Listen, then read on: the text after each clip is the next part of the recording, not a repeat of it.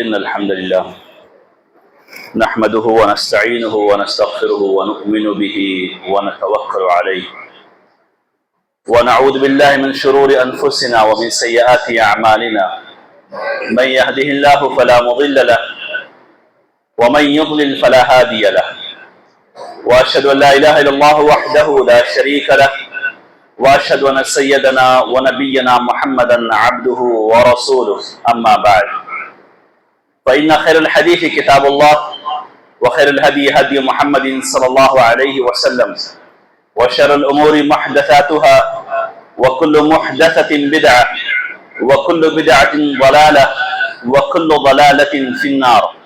أعوذ بالله من الشيطان الرجيم من همزه ونفثه ونفثه. بسم الله الرحمن الرحيم. يا أيها الذين آمنوا اتقوا الله حق تقاته ولا تموتن إلا وأنتم مسلمون. يا أيها الناس اتقوا ربكم الذي خلقكم من نفس واحدة وخلق منها زوجها وبث منهما رجالا كثيرا ونساء واتقوا الله الذي تساءلون به والأرحام إن الله كان عليكم رقيبا. يا أيها الذين آمنوا اتقوا الله وقولوا قولا سديدا يصلح لكم أعمالكم ويغفر لكم ذنوبكم ومن يطع الله ورسوله فقد فاز فوزا عظيما. وقال الله عز وجل في موضع آخر في كتاب المجيد واصبر نفسك مع الذين يدعون ربهم بالغداة والعشي يريدون وجهه ولا تعد عيناك عنهم تريد زينة الحياة الدنيا ولا تطع من أغفلنا قلبه عن ذكرنا واتبع هواه وكان أمره فرطا. وقال النبي عليه الصلاة والسلام لا تصاحب إلا مؤمنا ولا يأكل طعامك إلا تقي.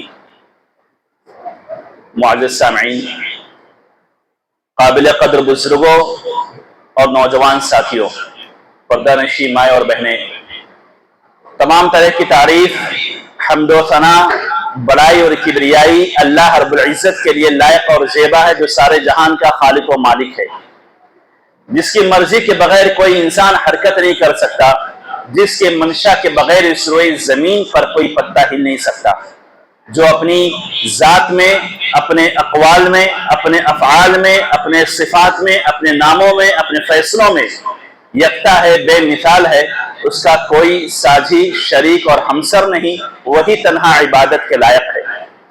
بعدہ درود و سلام ہو تمام انبیاء اور رسول پر، بالخصوص ہمارے آخری نبی احمد مجتبی محمد مصطفیٰ صلی اللہ علیہ وسلم پر، جنہیں اللہ رب العزت نے اس امت کا ہادی، قائد اور رہنما بنا کر مبعوث فرمایا، اور انہوں نے پوری امانت داری کے ساتھ، پوری دیانت داری کے ساتھ اللہ رب العزت کے پیغام کو اس انسانیت تک پہنچایا۔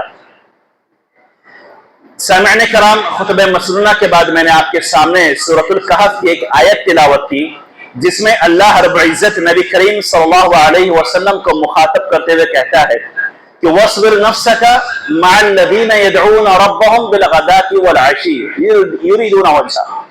کہ اے نبی صلی اللہ علیہ وسلم، آپ ان لوگوں کو لازم پکڑیے، آپ ان لوگوں کو اپنا ساتھی بنائیے جو لوگ صبح شام اللہ رب العزت کو یاد کرتے ہیں، اپنے ہر عمل میں اللہ رب العزت کی رضامندی اور اس کی خوشنودی کو چاہتے ہیں۔ وَلَا تُطِعْ مَنْ أَغْفَلَ، ہرگز ان لوگوں کی اتباع مت کیجیے، نہ ان لوگوں کو اپنا ساتھی بنائیے، نہ ان لوگوں کی سنگت میں رہیے جن کو ہم نے اپنے ذکر سے غافل بنا دیا۔ معزز سامعین، یہاں پر اللہ رب العزت نبی کریم صلی اللہ علیہ وسلم کو کس کی سنگت میں رہنا ہے، کس کی سنگت میں اٹھنا بیٹھنا ہے، کس کی سنگت میں چلنا ہے، کون آپ کا دوست ہونا چاہیے اور کون آپ کا دوست نہیں ہونا چاہیے، اس کی تلقین کر رہا ہے۔ اور یاد رکھیے کہ انسان کی زندگی میں دوست کی بڑی اہمیت ہوتی ہے۔ ہر انسان کا کوئی نہ کوئی دوست ہوتا ہے۔ کچھ دوست ایسے ہوتے ہیں جو دائمی ہوتے ہیں، کچھ ہوتے ہیں جو وقتی ہوتے ہیں، لیکن انسان بغیر دوست کی زندگی گزارے، نہ اس کے محلے میں، نہ اس کے اپنے علاقے میں، نہ اس کے اپنی بلڈنگ میں، اپنی سوسائٹی میں کوئی دوست نہ ہو، ایسا نہیں ہو سکتا۔ اور اگر ایسا کوئی ہے جو بغیر دوست کی زندگی گزار رہا ہے تو اس کو عقلی اعتبار سے کہیں نہ کہیں علاج کی ضرورت پڑے گی. جو سب سے کٹ کر رہے، جو سب سے دور ہو کر کے رہے، جس کا اس دنیا میں کوئی دوست نہ ہو، لوگ اس کی عقل سلیم پر شک و شبہ کریں گے. اس لیے کہ اس دنیا میں فطری اعتبار سے ہر انسان دوست کا متلاشی ہوتا ہے، اور اچھے دوست فطری اعتبار سے وہ چاہتا ہے اور اس کا ہوتا ہے دوست. کوئی کاروبار میں دوست ہوتا ہے، کوئی جہاں پر کام کر رہا ہوتا ہے وہاں پر اس کے اپنے دوست ہوتے ہیں، کسی کے اپنے علاقے میں دوست ہوتے ہیں، لیکن دوست کے بغیر انسان کی زندگی کا تصور نہیں ہے. اور اس لیے بھی دوست ضروری ہوتا ہے کیونکہ انسان بسا اوقات وہ باتیں جو اپنی بیوی سے نہیں بول سکتا، جو اپنے والدین سے نہیں بول سکتا، جو اپنے بھائی بہن سے نہیں بول سکتا، وہ باتیں اپنے دوستوں سے شیئر کرتا ہے، وہ باتیں اپنے دوستوں سے بتلاتا ہے. تو دوست ایسے ہونا چاہیے جو مصیبت کے وقت کام آئے، جو پریشانی میں ساتھ دے، جس کا بازو، جس کا کندھا آپ کے لیے سہارا بنے. لیکن کیا دوستی کا صرف یہی معیار ہے یا اور بھی معیار ہے جیسے شریعت اسلامیہ نے جس پر روشنی ڈالی ہے؟ انسان کی زندگی کا کوئی گوشہ ایسا نہیں ہے، کوئی پہلو ایسی نہیں ہے جہاں پر اسلام نے یا شریعت نے اس پر روشنی نہیں ڈالی. تو وہیں پر انسان کی زندگی میں اتنا اہم رشتہ، دوست کا رشتہ، اسلام نے اس طرف بھی رہنمائی کی ہے کہ آپ کو کیسے دوست بنانا چاہیے، کیسے دوست اختیار کرنا چاہیے، کن کی سنگت میں رہنا چاہیے، کس کی صحبت میں رہنا چاہیے. دیکھیے دوست ہم چنتے ہیں، ماں باپ ہم نہیں چن سکتے. ہم تو خونی رشتہ ہے، ہم تو وہاں پیدا ہوئے. تو ایسا تو نہیں کہ بازار چلتے ہوئے ہم کسی کو بھی اپنا باپ بنا لیں، کسی کو بھی اپنی ماں بنا لیں. یہ تو نہیں ہو سکتا. کسی کو بھی اپنا بھائی بہن بنا لے. یہ خونی رشتہ ہوتا ہے، اس میں انسان کا عمل دخل نہیں ہوتا. اس کے ماں باپ کون ہے، اس کے بھائی بہن کون ہے، اس کے دیگر رشتہ دار کون ہے. لیکن دوست ایسا رشتہ ہوتا ہے جو ہمیں چننا ہوتا ہے، جو ہمیں بنانا ہوتا ہے، ہمیں اختیار کرنا ہوتا ہے کہ ہم کس کو اپنا دوست بنائیں، ہم کس کے سنگت میں رہیں، کس کے ساتھ میں اٹھے بیٹھے، کس کے ساتھ میں چلے پھرے. یہ دوست کیسے ہونا چاہیے اور انسان کی زندگی میں دوست کی اہمیت کتنی ہے، شریعت نے کیسے بتلائی؟ اللہ کے رسول صلی اللہ علیہ وسلم نے بتلایا، المرء علی دین خلیلہ فلینظر احدکم من یخالل، کہ انسان، اس کی سوچ، اس کے جذبات، اس کے خیالات، اس کے تصورات، اس کے افکار، ساری چیزیں، اس کا چال چلن جیسے اس کے دوستوں کا ہوتا ہے ویسے ہی اس کا ہوتا ہے. جو دوست اس کا پسند کرتا ہے وہی اس کی بھی پسند بن جاتی ہے، جو دوست ناپسند کرتا ہے وہی اس کی بھی ناپسند بن جاتی ہے. تو صرف دوست اس کے یہ نہیں کہ سنگت میں رہ رہا ہے، بلکہ اس کے افکار و نظریات پر، اس کے خیالات پر اثر انداز ہوتے ہیں. اسی لیے شریعت نے کہا فَلْيَنظُرْ أَحَدُكُمْ مَن يُخَالِلْ، تم میں سے ہر ایک کو چاہیے کہ وہ غور کرے، دیکھے، سوچے، سمجھے کہ کس کو اپنا دوست بنانا ہے اور کس کی سنگت میں ہمیں رہنا ہے. اس لیے کہ دوست کا اثر انسان کی زندگی پر بہت گہرا مرتب ہوتا ہے. یہ آگے میں بتاؤں انشاءاللہ. تو شریعت نے جو معیار بتلایا ہے، لا تصاحب الا مؤمنا ولا یاکل طعامک الا تقی، اللہ کے رسول صلی اللہ علیہ وسلم کی حدیث، ابو سعید خدری رضی اللہ عنہ فرماتے ہیں لا تصاحب الا مؤمنا ولا یاکل طعامک الا تقی، کہ تمہارا دوست کوئی صاحب ایمان ہونا چاہیے، تمہارا دوست کوئی موحد بندہ ہونا چاہیے، تمہارا دوست ایسا ہونا چاہیے جو عبادتوں میں تم سے کہیں زیادہ بہتر ہو، جو نماز میں تم سے زیادہ بہتر ہو، جو روزے میں تم سے زیادہ بہتر ہو، جو صدقات و خیرات میں تم سے زیادہ بہتر ہو، جو دیگر اعمال خیریہ جتنے بھی اچھے کام ہیں وہ معیار بناؤ، وہ تم سے اچھا کرنے والا ہو. اس لیے کہ جب تم اس کی سنگت میں رہو گے، جب اس کی صحبت میں رہو گے، وہ نماز پڑھنے کے لیے اٹھے گا تو ساتھ میں تم کو لے کر کے ضرور اٹھے گا، چلو بھائی نماز کا وقت ہو گیا. لا تصاحب الا مؤمنا، صاحب ایمان تمہارا دوست ہونا چاہیے. اور ایمان والا کون ہوتا ہے؟ جس کا اللہ کی ذات پر بھروسہ ہوتا ہے. ایمان والا کون ہوتا ہے؟ جو شریعت کے تمام امور کی پابندی کرتا ہے، جو अवामिर को बजा लाता है, नवाही से बचता है, मुनकरात से दूर रहता है, वो साहिब ईमान होता है। शरीयत ने ये मयार बता दिया, ला तुसाहिब इल्ला मुमिना, दोस्त होना चाहिए, साहिब ईमान होना चाहिए जो तुमसे दीन के मामले में बेहतर हो।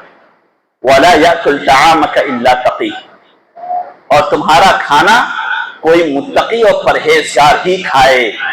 यानी तुम्हारे घर में आना जाना, तुम्हारे घर में उठना बैठना, तुम्हारे साथ में चलना फिरना ऐसे किसी आदमी का होना चाहिए जो साहिब तकवा हो, जो मुत्तकी हो, परहेजगार हो, साहिब वरा हो। ये शरीयत ने एक मयार बतला दिया कि आपका दोस्त कैसा होना चाहिए। और क्यों कहा शरीयत ने ये बात? इसलिए कि इंसान की जिंदगी में दोस्त का बहुत गहरा असर मुरतब होता है। चल एक मिसाल मैं आपके सामने रखूंगा इंशाअल्लाह ताला कि सिर्फ हमारे अखलाक और किरदार पर हमारा दोस्त असरअंदाज नहीं होता, हमारे चाल चलन पर हमारा दोस्त असरअंदाज नहीं होता, हमारी पसंद नापसंद पर हमारा दोस्त असरअंदाज नहीं होता, बल्कि हमारे अकीदा कैसा होगा, हमारा ईमान कैसा होगा, हम अहले तौहीद में से होंगे, अहले बिदअत में से होंगे, ये भी हमारा दोस्त तय करता है। इसकी एक मिसाल बताओ आपको। उक़बा इब्न अबी मुअय्त एक आदमी था, अल्लाह के रसूल सल्लल्लाहु अलैहि वसल्लम के जमाने में मक्का में रहा करता था। उसका एक दोस्त था उमय्या बिन खलफ, बाद रिवायतों में आता उबई बिन खलफ। बहरहाल उक़बा इब्न अबी मुअय्त ने एक दफा अल्लाह के रसूल सल्लल्लाहु अलैहि वसल्लम के खाने की दावत ली। यहां बतलाना मकसद यह है कि एक दोस्त सिर्फ आपकी सोच पर नहीं, आपके चाल चलन पर नहीं, बल्कि आपके अकीदे पर भी असरअंदाज होता है। उक़बा इब्न अबी मुअय्त एक दफा दावत लिया उसने अल्लाह के रसूल सल्लल्लाहु अलैहि वसल्लम की। अल्लाह के रसूल ने कहा कि मैं तुम्हारे लिए तुम्हारे घर में खाना खाने नहीं आऊंगा जब तक कि तुम ईमान कबूल ना कर लो, इस्लाम ना ले आओ। अल्लाह के रसूल सल्लल्लाहु अलैहि वसल्लम सुबह शाम उनकी यही फिक्र थी, यही सोच थी। कहा हो सकता है शायद इसी जरिए से ईमान ले आए। कहा मैं उस वक्त तक तुम्हारे घर पे खाना खाने नहीं आऊंगा जब तक कि तुम इस्लाम ना ले आओ। उक़बा इब्न अबी मुअय्त ने कहा ठीक, इतनी सी बात है। चुनांचे उसने इस्लाम कबूल कर लिया, मुसलमान हो गया, इस्लाम में दाखिल हो गया। वो अल्लाह के रसूल सल्लल्लाहु अलैहि वसल्लम उसके घर पे गए, आपने खाना खाया, खाना खाने के बाद आप तशरीफ लेके वापस आ गए आप। इसका दोस्त था उमय्या इब्न खलफ, बचपन का दोस्त, लंगोटिया यार जिसको कहते हैं। अब इसके दोस्त को मालूम होता है कहीं बाहर गया हुआ था। ये जब मक्का लौट करके आता है तो लोगों ने बतलाया कि उमय्या तुमको मालूम पड़ा तुम्हारे दोस्त के बारे में? कहा क्या बात? कहा तुम्हारा दोस्त बेदीन हो गया, तुम्हारा दोस्त मुसलमान हो गया, मोहम्मद सल्लल्लाहु अलैहि वसल्लम पर उसने ईमान ले आया, तुम्हारे दीन धर्म को छोड़ दिया उसने। उमय्या कहता है कि मेरे दोस्त ने ऐसा किया, मेरे बचपन का दोस्त, मुझे नहीं बतलाया उसने और ऐसा काम कर दिया उसने। कहा ऐसा किया है उसने तुम्हारे दोस्त ने? अब उमय्या दूसरे दिन जब सुबह मिला तो मुंह फुलाया था। उक़बा ने कहा क्या बात है भाई, मुंह क्यों फुलाए हुए हो? कहा मैंने सुना है तुमने अजीब एक बदफना किया। कहा क्या किया मैंने? कहा तुम मोहम्मद सल्लल्लाहु अलैहि वसल्लम पर ईमान ले आए, उनके धर्म में दाखिल हो गए, तुम उनके दीन को तुमने कबूल कर लिया। कहा मैंने ऐसा किया और मैंने इसलिए ऐसा किया कि मैंने कुफारे मक्का, जो मक्का के अशराफ थे, जो बड़े बड़े लोग थे, कहा कि मैंने सबकी दावत ली थी तो उसने अल्लाह के रसूल सल्लल्लाहु अलैहि वसल्लम को भी बुलाया था, मोहम्मद सल्लल्लाहु अलैहि वसल्लम को भी मैंने बुलाया था। जाहिर बात है आप बड़े खानदान के थे, ऊंचे खानदान के, मक्का के अशराफ में से थे। कहा मैंने सबको बुलाया तो मैंने उनको भी दावत दिया, लेकिन जब उनको दावत दिया तो कहने लगे जब तक तुम इस्लाम कबूल नहीं करोगे मैं तुम्हारी दावत में नहीं आऊंगा। तो मैंने कहा इतनी सी बात है, मैंने इस्लाम कबूल कर लिया। मैंने तो कौन सी बड़ी बात है, हक है उनका दीन, सच्चा है उनका दीन, मैंने कबूल कर लिया। उमय्या इब्न खलफ कहते हैं कि आज से मेरी तुम्हारी दोस्ती खत्म, आज से मेरी तुम्हारे दरमियान गुफ्तगू खत्म, आज से तुम मेरे दोस्त नहीं हो। कहा इतनी सी बात पे नाराजगी? कहा हाँ, आज से तुम्हारी मेरी दोस्ती खत्म और उस वक्त तक मैं तुमसे बात नहीं करूंगा, मेरी तुम्हारी दोस्ती बहाल उस वक्त तक नहीं होगी जब तक कि तुम मोहम्मद सल्लल्लाहु अलैहि वसल्लम को दीन को छोड़ ना दो, और न ही कि सिर्फ दीन छोड़ो बल्कि जब तक तुम मोहम्मद सल्लल्लाहु अलैहि वसल्लम को नाउजुबिल्लाह परेशान नहीं करोगे, सताओगे नहीं, तब तक कि तुम मुझसे बात नहीं करना। हमारी दोस्ती खत्म हो गई। उक़बा इब्न अबी मुअय्त को बड़ा गिरा गुजरा, मेरे बचपन का दोस्त मुझसे नाराज हो गया, लेकिन अपनी दोस्ती निभाने की खातिर, अपनी दोस्ती निभाने की खातिर मुर्तद हो गया, छोड़ दिया इस्लाम को, दोबारा पलट गया कुफ्र की तरफ। और न ही किसी ने पलटा बल्कि अपने दोस्त को खुश करने के लिए अल्लाह के रसूल सल्लल्लाहु अलैहि वसल्लम को हर तरह से इज़ा रसानी की। अल्लाह के रसूल सल्लल्लाहु अलैहि वसल्लम के चेहरे पर थूकने की भी कोशिश की, थूका भी उसने, लेकिन अल्लाह रब्बुल इज्जत ने उसके थूक को उसके चेहरे पर दोबारा पलटा दिया, जिससे उसका मुंह जल गया था। और सिर्फ इसी पर इक्तिफा नहीं किया, दोस्त ने क्या कहा था, सताना, हर तरीके से सताना मोहम्मद सल्लल्लाहु अलैहि वसल्लम को, मुंह पर थूकने की जुर्रत की, गुस्ताखी की। और फिर उसके बाद एक दफा अल्लाह के रसूल सल्लल्लाहु अलैहि वसल्लम खाना काबा में नमाज पढ़ रहे थे, तो अबू जहल को बदमाशी सूझी, कहा कि फला जगह पर उझड़ी रखी हुई, ऊंट की उझड़ी वो रखी हुई, कौन ला करके मोहम्मद के ऊपर डाल देगा, फेंक देगा। ये बदमाशी किसने की? उक़बा इब्न अबी मुअय्यिद ने। उठा, जाकर के उझड़ी लेकर के आया ऊंट की, और अल्लाह के रसूल जैसे सजदे में गए, उझड़ी उठा करके अल्लाह के रसूल के पुष्ट पर रख दिया, पीठ पर रख दिया। इतना भारी था कि अल्लाह के रसूल अपने जो है सजदे से सर नहीं उठा पा रहे। हजरत फातिमा को खबर पहुंची, बहरहाल वो भागी भागी आए और उन्होंने फौरन ये उजड़ी साफ की और अल्लाह के रसूल सल्लल्लाहु अलैहि वसल्लम को अपने घर ले गई। गर्ज ये कि इस तरह से बदमाशी करने लगा, क्यों? मेरा दोस्त नाराज है, मैं अपने दोस्त को खुश करना चाहता हूं। मुर्तद हो गया, अल्लाह के रसूल सल्लल्लाहु अलैहि वसल्लम को तरह तरह से परेशान करना शुरू कर दिया। बहरहाल और जिस तरीके से इज़ार आसानी का काम कर सकता था, सारा तरीका अख्तियार किया। अल्लाह के रसूल ने कहा, उक़बा तुमने हद पार कर दी है, अब अगर तुम मिलोगे तो तुम्हें कत्ल कर दिया जाएगा। और सारी बात, मुर्तद हो गया था, मुर्तद की सजा तो कत्ल है। कहा, उक़बा अब तुम मिलोगे तो तुम्हें कत्ल कर दिया जाएगा। चुनांचा ग़ज़वे बद्र के मौके पर वो पकड़ा गया और अल्लाह के रसूल सल्लल्लाहु अलैहि वसल्लम के हुक्म से उसे कत्ल कर दिया गया। उक़बा को जहन्नम रसीद हो गया। क्यों? सिर्फ एक दोस्ती निभाने के खातिर। कुरान ने उसका नक्शा खींचा है, वयौमा यऊदु ज़ालिमु अला यदैहि यक़ूलु या लैतनी इत्तख़ज़्तु मअ रसूलि सबीला। तो क़यामत के दिन आएगा, रब के सामने खड़े होंगे, ये जालिम आदमी अपने हाथ की उंगलियों को अपने दांत से चबाएगा और कहेगा, या लैतनी इत्तख़ज़्तु मअ रसूलि सबीला, काश कि मैंने उसको नहीं, उमैया को नहीं, अल्लाह के रसूल को अपना दोस्त बनाया होता। या वैलता लैतनी लम अत्तख़िज़ फुलानन खलीला, काश कि मैंने फलां को अपना दोस्त ना बनाया होता। लक़द अज़ल्लनी अनि ज़िक्रि बअद इज़ जाअनी, हिदायत मिल जाने के बाद भी मेरे दोस्त ने मुझे गुमराह कर दिया, मुझे राह हक से भटका दिया। वकान शैतान लिल-इंसानि ख़ज़ूला, और शैतान तो इंसान को रुसवाई करने का काम करता है।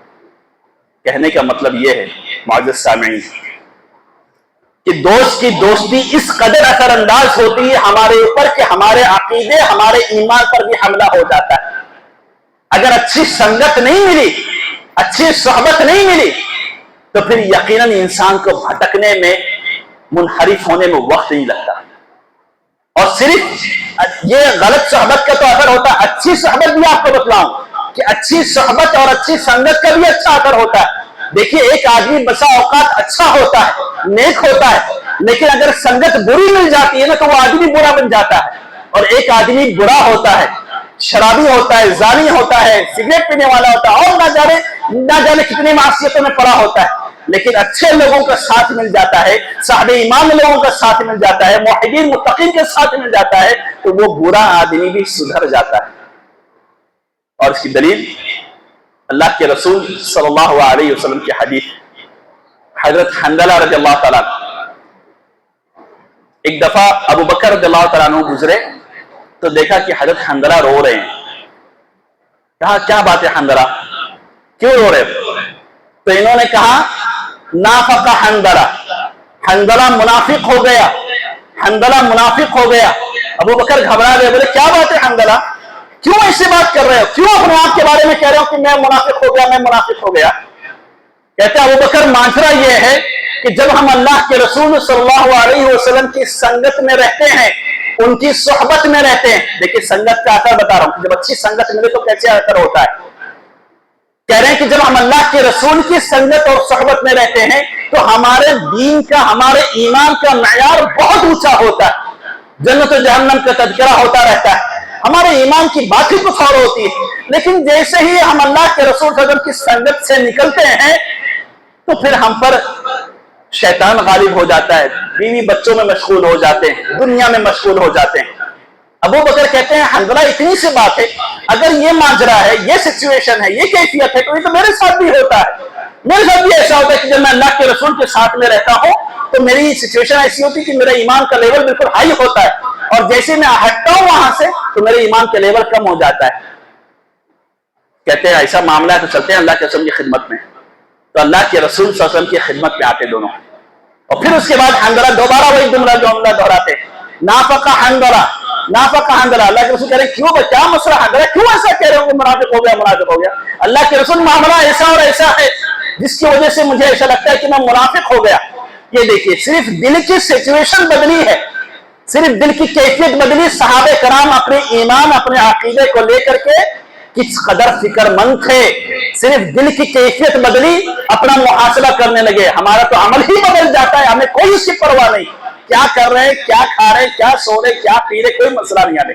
ہم تو ہمیشہ سے پکے اور سچے مومن تھے، مکمل مومن تھے ہم لوگ۔ اتنی سی کیفیت بدلی، بیچارے گھبرائے ہوئے۔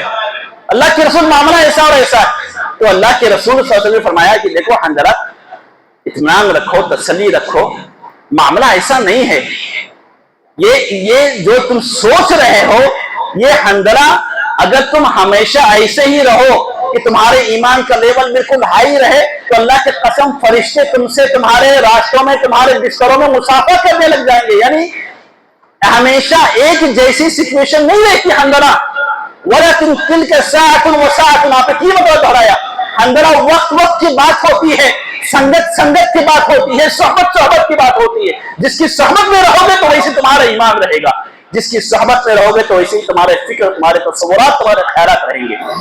تو سنگت کی بات ہوتی۔ ایک حدیث میں آتا ہے کہ اللہ کے رسول صلی اللہ علیہ وسلم فرماتے ہیں کہ اللہ رب العزت کے کچھ فرشتے ہوتے ہیں جو زمینوں کا چکر لگاتے رہتے ہیں، جہاں پر بھی کوئی دینی مجلس ہوتی ہے وہاں پر جا کر کے وہ فرشتے بیٹھ جاتے ہیں، اور جو بھی پروگرام چل رہا ہوتا ہے، دینی پروگرام جو ہوتا ہے، فرشتے وہاں بیٹھ جاتے ہیں، سنتے ہیں۔ پھر اس کے بعد جب وہ مجلس ختم ہو جاتی ہے تو پھر آسمان کا رخ کرتے ہیں۔ اللہ تعالیٰ پوچھتا ہے فرشتوں سے کہ تم کہاں سے آ رہے ہو، حالانکہ اللہ تعالیٰ بہتر جانتا ہے۔ اللہ تعالیٰ پوچھتا ہے کہ فرشتوں سے تم لوگ کہاں سے آ رہے ہو، کہہ رہے اللہ تعالیٰ ہم ایک ایسی مجلس میں شریک تھے جہاں پر تیری باتیں ہو رہی تھی، تیرا ذکر چل رہا تھا، تیری تسبیح، تیری تحمید، تیری تمجید کے کلمات دہرائے جا رہے تھے، تیرے بارے میں بات کی جا رہی تھی، تیری بڑائی، تیری حمد و ثنا بیان کی جا رہی تھی۔ تو اللہ تعالیٰ کہتا ہے کس چیز کا تذکرہ کر رہے تھے وہ لوگ؟ فرشتے کہتے ہیں اللہ تیری جنت کو وہ لوگ مانگ رہے تھے۔ اللہ تعالیٰ کہتا ہے کہ کیا ان لوگوں نے میری جنت کو دیکھا ہے؟ تو فرشتے کہتے ہیں نہیں اللہ، انہوں نے تیری جنت کو نہیں دیکھا، پھر بھی جنت مانگ رہے تھے تجھ سے۔ تو اللہ تعالیٰ کہتا ہے کہ جب میرے جنت کو نہیں دیکھا تب اسے جنت کو مانگ رہے ہیں، میری جنت کو دیکھ لیں گے تب ان کی کیفیت کیا ہوگی؟ پھر اللہ تعالیٰ کہتا ہے کس چیز سے وہ لوگ پناہ طلب کر رہے تھے؟ کہ اللہ، فرشتے جواب دیتے ہیں کہ اللہ تیرے عذاب سے، تیرے جہنم سے وہ لوگ پناہ چاہ رہے تھے۔ اللہ تعالیٰ کہتا ہے کیا ان لوگوں نے جہنم کو دیکھا ہے؟ کہتا نہیں، فرشتے کہتے نہیں اللہ، انہوں نے تیرے جہنم کو تو نہیں دیکھا انہوں نے۔ تو اللہ تعالیٰ کہے گا اور کس چیز کا استغفار کر رہے تھے؟ کہ اللہ تعالیٰ تیرے سے بخشش چاہ رہے تھے، تیری مغفرت چاہ رہے تھے، اس سے معافی چاہ رہے تھے۔ اللہ تعالیٰ کہتا ہے کہ اس مجلس میں جتنے لوگ بیٹھے ہوئے تھے ان سب کو میں معاف کرتا ہوں، سب کو بخش دیتا ہوں۔ ایک فرشتہ آگے بڑھ کے کہتا ہے کہ اللہ اس میں ایک آدمی ایسا بھی تھا جو بہت ہی خطا کار ہے، جو معصیت میں مبتلا تھا، اور وہ اس مجلس کا حصہ نہیں تھا بلکہ وہ کہیں کام سے جا رہا تھا۔ اس نے یہ مجلس دیکھی کہ ایک دینی مجلس لگی ہوئی ہے تو وہ اس مجلس میں آ کر کے بیٹھ گیا، یعنی اس مجلس کا شروع سے حصہ نہیں تھا، پارٹ نہیں تھا، وہ نہ اس مجلس کے لیے نکلا تھا اپنے گھر سے، وہ کہیں کام سے جا رہا تھا لیکن وہ مجلس دیکھا تو اس مجلس میں آ کر کے بیٹھ گیا۔ تو اللہ تعالیٰ کہتا ہے ہم القوم لا یشقی بہم جلیس، میں نے اس کو بھی بخش دیا، اس کو اس لیے بخش دیا کہ یہ جو مجلس تھی اس میں جتنے لوگ بیٹھے ہوئے تھے، اس میں بیٹھنے والا، ان کی سنگت اختیار کرنے والا، ان کی صحبت اختیار کرنے والا، ان کے ساتھ میں اٹھنے بیٹھنے والا وہ آدمی برا نہیں ہو سکتا، میں نے اس کو بھی بخش دیا۔ کہنے کا مطلب یہ ہے کہ سنگت کا اثر کیسے ہوتا ہے۔ اسی لیے آپ دیکھیں کہ سلف صالحین رضوان اللہ علیہم اجمعین سنگت کو لے کر کے بڑے فکر مند رہا کرتے تھے۔ عباس میمون بن مہران العودی رحمہ اللہ کے بارے تابعین میں سے ہیں، کہتے ہیں کہ میں اللہ رب العزت سے دعا مانگا کرتا تھا۔ کیا دعا مانگتے تھے؟ پیسہ جائیداد، مال و دولت، بیوی بچے۔ کیا مانگتے تھے؟ اللہم یسر لی جلیسا صالحا، کہ اللہ تو نے سب کچھ دیا ہے، مجھے یہ چیز بھی ضرور دینا۔ کیا دینا؟ اللہم یسر لی جلیسا صالحا، کہ اللہ مجھے اچھی سنگت دینا، اچھی صحبت دینا، اچھے دوست دینا۔ ہم نے تو اسے یہ سمجھ رکھا ہے نا کہ مانگنا ہے تو دولت مانگ لو، مانگنا ہے تو پیسہ مانگ لو، مانگنا ہے تو فیرے مانگ لو، مانگنا ہے تو کاروبار میں ترقی مانگ لو۔ سلف صالحین کن کن چیزوں کو مانگا کرتے تھے؟ کہتے ہیں اللہم یسر لی جلیسا صالحا، کہ اللہ مجھے اچھی سنگت دینا، اچھے دوست دینا۔ اس طرح کا سوال کرتے تھے۔ کہتے ہیں کہ میں نے دعا کی تو اللہ رب العزت نے مجھے معاذ بن جبل رضی اللہ عنہ کی سنگت عطا کی۔ اتنی بہترین صحبت، صحابی کی صحبت مجھے ملی، اور جب تک وہ یمن میں رہے تب تک میں ان کی سنگت میں رہا، ان کے ساتھ میں رہا۔ یمن سے شام نکل کے گئے، میں شام میں گیا، اور پھر اس کے بعد شام میں جب ان کا انتقال ہوا تو پھر میں نے عبداللہ بن مسعود کا ساتھ پکڑا۔ کہنے کا مطلب یہ، اسی طریقے سے دیکھیے حریث ابن قبیصہ کہہ رہے ہیں کہ جب میں مدینہ میں داخل ہو رہا تھا تو میں نے کہا اجنبی جگہ ہے، اجنبی لوگ ہیں، نئے لوگ ہیں، پتہ نہیں کون ملے گا کون نہیں ملے گا، کس کے ساتھ میں رہوں گا کس کے ساتھ میں نہیں رہوں گا۔ تو کہتے ہیں میں نے ہاتھ اٹھا کر دعا مانگی، اللہم یسر لی جلیسا صالحا، یا اللہ مجھے اچھے دوست دینا، نیا شہر ہے، نئے لوگ ہیں، اے اللہ مجھے یہاں پر اچھے دوست دے دینا۔ تو کہتے ہیں کہ اللہ رب العزت نے مجھے ابو ہریرہ رضی اللہ تعالیٰ عنہ کی سنگت عطا کی اور صحبت عطا کی۔ یہ سلف صالحین کی فکر تھی، یہ طلب تھی، یہ جستجو تھی۔ اس کے سوال کرتے تھے کیوں؟ یہ کیوں تھا؟ یہ اس لیے تھا کہ ان کو معلوم ہے کہ سنگت کا اثر مجھ پر پڑے گا، میرے عقیدے اور میرے افکار، میرے خیالات پر اس کا اثر پڑے گا۔ علامہ ابن القیم رحمہ اللہ فرماتے ہیں کہ جب ہم پر سستی سوار ہو جاتی تھی، جب ہم پر غفلت سوار ہو جاتی تھی، تو ہم کیا کرتے تھے کہ ہم ابن تیمیہ رحمہ اللہ کی مجلس میں چلے جایا کرتے تھے، ہم ابن تیمیہ کے ساتھ میں رہا کرتے تھے۔ جب علامہ ابن تیمیہ کے ساتھ میں ہم رہتے تھے تو وہاں پر ہمارے اندر ایک نیا نشاط، ایک نیا بالکل ایک نئی ایکٹیویٹی جیسے کہہ رہے ہیں، بالکل ایکٹیو ہو جاتے تھے، ہمارے ایمان اور ہمارے تقویٰ کا معیار اونچا ہو جاتا تھا۔ کیوں؟ ابن تیمیہ رحمہ اللہ بہت بڑے عالم گزرے۔ اب کہہ رہے کہ جب ہمارے عبادت میں ہمیں لگتا تھا کہ ہم عبادت میں کمی اور کوتاہی کر رہے ہیں تو ایک کام کرو ابن تیمیہ کے مجلس میں چلو، ان کی سنگت میں رہتے ہیں۔ پہلے ہم 2-3 دن وہاں ٹائم بتا کر کے آتے تھے تو اس کے بعد ہمارے ایمان اور معیار، ہمارے ایمان اور عقیدے کا معیار بہت الگ ہو جاتا تھا، ہماری اطاعت و بندگی کا معیار بہت الگ ہو جاتا تھا۔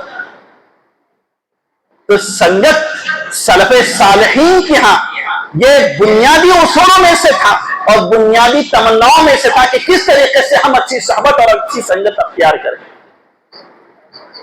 کہنے کا مطلب یہ ہے معزز سامعین کہ کیا آج ہماری دوستی کا معیار ایسا ہے؟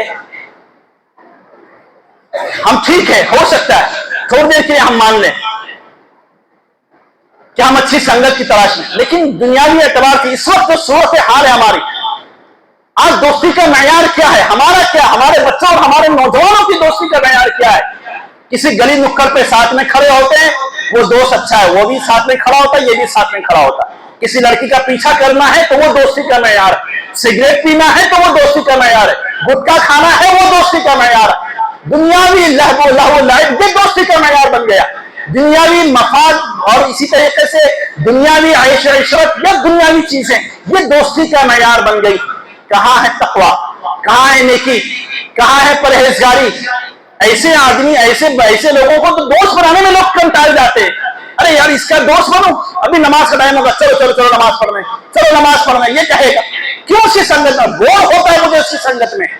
کس کی سنگت میں رہوں؟ وہ جو ریل دکھاتا ہے، وہ جو فلموں کی باتیں کرتا ہے، وہ دنیاوی جو باتیں کرتا ہے، اور ان کی مجلس اور ان کی محفل اور ان کی جو بیٹھک ہوتی ہے اس کی محور گفتگو کیا ہوتی ہے؟ محور گفتگو کیا ہوتی ہے؟ فلانے کرکٹر نے ایسا کیا، فلانے فٹ بالر نے ایسا کیا، تو فلانے ہیرو نے ایسا کیا، تو فلانے نے ایسا کیا۔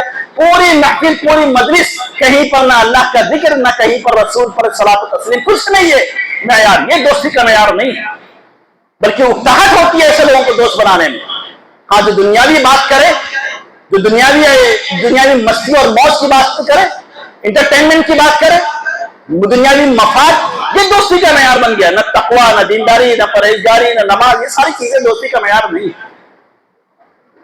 لیکن ایک چیز اور، دو چیزیں بول کر کے اپنی گفتگو ختم کروں. یہ چیز تو ٹھیک ہے کہ ہمیں دوست بنانا ہے تو ہم تقوی دیکھیں، دینداری دیکھیں، وفاداری دیکھیں، یہ ساری چیزوں کو ہم معیار بنائیں. ایک مسئلہ یہ بھی ہے کہ کیا ہم خود بھی اچھے دوست بننے لائق ہیں کسی کے؟ ٹھیک ہے، ہمیں دوست بنانا ہے، ہم تقوی دیکھ رہے ہیں. ہمیں دوست بنانا ہے، ہم اس سے پرہیزگاری دیکھ رہے ہیں. ہمیں دوست بنانا ہے، ہم اس کی دینداری دیکھ رہے ہیں. سوال یہ ہے، یہ خود ہم اپنے آپ سے سوال کریں کہ کیا ہم خود کسی کے اچھے دوست بننے کے لائق ہیں؟ کیا ہم کبھی کسی کو نماز نہیں پڑھتا تو ہم اس کو ٹوکتے ہیں کہ چل بھائی چل، نماز کا ٹائم ہو گیا، چل کیوں بیٹھ کے ٹائم پاس کر رہے آپ؟ کیا ہم نے کسی کو روزے کے لیے ٹوکا ہے کہ بھائی نفلی روزے رکھا کر، کبھی کبھی خود بھی رکھے اور اس کو بھی رکھوائیں؟ کیا ہم نے صدقہ و خیرات کو کبھی معیار بنایا ہے کہ بھائی اللہ کی راہ میں یار میں خرچ کر رہا ہوں تو بھی خرچ کرو، فلاں آدمی غریب پریشان ہے تو بھی خرچ کر؟ کیا ہم نے کبھی ٹوکا ہے؟ کیا ہم نے کبھی بولا ہے؟ کیا ہم خود ایک اچھے دوست بننے کے لائق ہیں؟ ہم خود معیار تقوی دینداری ڈھونڈ رہے ہیں. کیا وہ تقوی دینداری ہمارے یہاں ہے؟ ہم ڈھونڈ رہے ہیں، سامنے والا بھی تو ڈھونڈے گا. ہم دیکھ رہے ہیں سامنے والے میں، سامنے والا ہمارے اندر تو دیکھے گا. تو کیا وہ معیار ہے ہمارے پاس؟ اس کا فیصلہ ہم خود کریں کہ ہم کسی کے لیے اچھے دوست بننے کے لائق ہیں کہ نہیں لائق. اور ایک آخری چیز کہ بچوں کی تربیت کے حوالے سے، کہ بچوں کی تربیت ہم نے یہ سمجھ لیا ہے کہ ہم اس کو اچھی رہائش فراہم کریں، ہائی فائی سوسائٹی میں ہمارا بچہ رہے، اچھے سے اچھا کھانا کھلائیں، اچھے سے اچھا کپڑا پہنائیں، اچھے سے اچھے اسکول میں داخل کر دیں. یہ ساری تربیت کا معیار ہے ہمارے. اور ہم نے تربیت کو یہیں تک محدود کر دیا، گھر کے اندر تک محدود کر دیا تربیت کو. تربیت کا حصہ یہ بھی ہے کہ ہم دیکھیں کہ میرا بیٹا کس کے ساتھ میں آتا جاتا ہے، کس کے ساتھ میں اٹھتا بیٹھتا ہے، کس کی سنگت میں رہتا ہے، اس کے اسکول کے دوست کون ہیں، اس کے محلے اور سوسائٹی میں دوست کون ہیں. یہ بھی تربیت کا مطالبہ ہے، تربیت کا تقاضا ہے کہ ہم اپنے بچے کی تربیت کر رہے ہیں تو صرف گھر کی چار دیواری کے اندر تربیت نہیں کرنی ہے، اس کی مکمل تربیت کرنی ہے. اور مکمل تربیت کا مطلب یہ ہوتا ہے کہ اس کا دوست کون ہے، کیونکہ اس کے دوست کا اثر اس کے اوپر پڑنے والا ہے. اللہ کی قسم ہم نے دیکھا ہے ایسے لوگوں کو، ماں باپ شریف ہے، ماں باپ نمازی ہیں، متقی ہیں، پرہیزگار ہیں، بچے کے بارے میں معلوم پڑتا ہے کہ بچہ ڈرگس کا عادی ہے، بچہ نشے کا عادی ہے. کہاں سے عادت بنی؟ ماں باپ تو متقی ہیں، پرہیزگار ہیں، نمازی، گھر میں دین کا بول بالا ہے، پھر بچہ ڈرگس کا عادی کیسے ہو گیا؟ بچہ دیگر منشیات میں کیسے پڑ گیا؟ سگریٹ کا عادی کیسے ہو گیا؟ گٹکا کیسے کھانے لگا؟ غلط چیزیں دیکھنے کیسے لگا؟ کیوں؟ اس لیے کہ ہم نے یہ سمجھ رکھا ہے کہ تربیت گھر کے اندر کرنی ہے، باہر کون ہے ایسا کوئی مطلب نہیں. اب ماں باپ دیندار ہے، بچہ بگڑ گیا، وجہ کیا تھی؟ وجہ یہ ہے کہ ہم نے اس کی مکمل تربیت نہیں کی، اس کے دوست کو نہیں دیکھا ہم نے. باہر کون ہے ہمیں اس سے کچھ لینا دینا نہیں، بلکہ ہونا یہ چاہیے کہ ہم جس طریقے سے اس کے لیے تمام چیزوں کو فراہم کرتے ہیں، اچھی سوسائٹی میں ہمارا بچہ رہے، اچھے اسکول میں پڑھے، اچھا کھائے، اچھا پہنے، یہ سب چیزوں کی جب ہم فکر کر رہے ہیں تو ہمیں یہ فکر بھی کرنا ضروری ہے کہ ہمارے بچے کا دوست کون ہے، اسکول میں کون دوست ہے، محلے میں کون دوست ہے. اور بعید نہیں ہے کہ ایک دو دوستوں کے نمبر بھی رکھا کرے. ہو سکتا ہے ماں باپ کبھی کبھی سوچتے نا کہ نہیں، اگر میں نے کبھی کراس کوشچن کے لیے میں نے اس کے دوست کو فون کیا، میرا بیٹا تو گھر سے باہر نکلا ہے یہ بول کر کے کہ میں فلاں کے ساتھ میں جا رہا ہوں، اب اگر میں نے فون کر لیا تو میرے بیٹے کو معلوم پڑے گا تو برا مانے گا. وہ اس کے لیے وہ تھوڑی دیر برا ماننا وہ برداشت ہے، بنسبت اس کے کہ وہ آگے چل کر کے آگے آپ کے لیے شرم اور شرم کا وہ جو ہے وہ ذریعہ اور ندامت کا ذریعہ بن جائے. یہ زیادہ آسان ہے کہ آپ اس پر عقاب جیسی نگاہ رکھیں، یہ زیادہ ضروری ہے کہ آپ اس کے اوپر چیل جیسی نگاہ رکھیں کہاں اٹھتا بیٹھتا ہے.